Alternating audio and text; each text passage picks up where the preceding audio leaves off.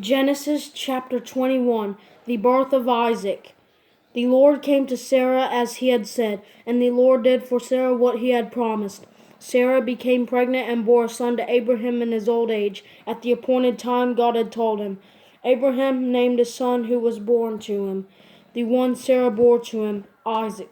When the son Isaac was 8 days old, Abraham was circumcised him as God had commanded him. Abraham was 100 years old when his son Isaac was born to him. Sarah said, God has made me laugh, and everyone who hears will laugh with me. She also said, Who would have told Abraham that Sarah would nurse children? Yet I have borne a son for him in his old age. Hagar and Ishmael sent away. The child grew and was weaned, and Abraham had a great feast on the day Isaac was weaned. But Sarah saw the son mocking, the one Hagar the Egyptian had borne to Abraham. So she said to Abraham, Drive out the slave with her son, for the son of this slave will not be a co-heir with my son Isaac. Now this was a very difficult thing for Abraham because of his son. But God said to Abraham, Do not be concerned about the boy and your slave. Whatever Sarah says to you, listen to her, because your offspring will be traced through Isaac. But I will also make a nation of the slave's son because he is your offspring.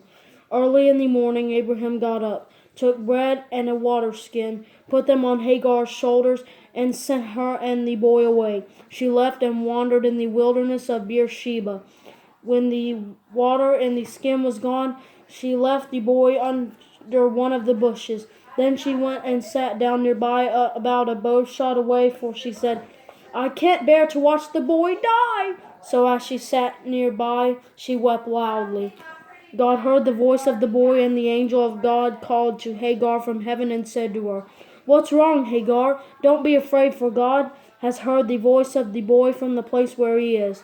Get up, help the boy up, and support him, for I will make him a great nation. Then God opened her eyes, and she saw a well of water. So she went and filled the water skin and gave the boy a drink.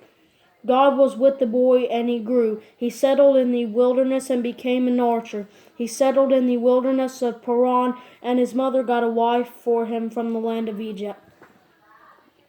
Abraham's covenant with Abimelech. At that time, Abimelech, accompanied by Phicol, the commander of his army, said to Abraham, God is with you in everything you do. Swear to me by God here and now that you will not break an agreement with me or with my children and descendants. As I have been loyal to you, so you will be loyal to me and to the country where you are a foreign resident.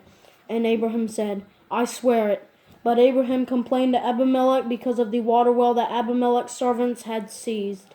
Abimelech replied, I don't know who did this thing. You didn't report anything to me, so I hadn't heard about it until today. Abraham took sheep and cattle and gave them to Abimelech, and the two of them made a covenant. Abraham separated 7 ewe lambs from the flock, and Abimelech said to Abraham, Why have you separated these 7 ewe lambs? He replied, You are to accept the 7 ewe lambs from my hand, so that this act will serve as my witness that I dug this well.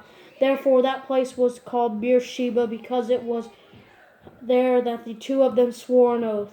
After they had made a covenant at Beersheba, Abimelech and Phicol, the commander of his army, left and returned to the land of the Philistines.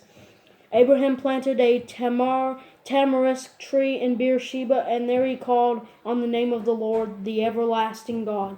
And Abraham lived as a foreigner in the land of the Philistines for many days.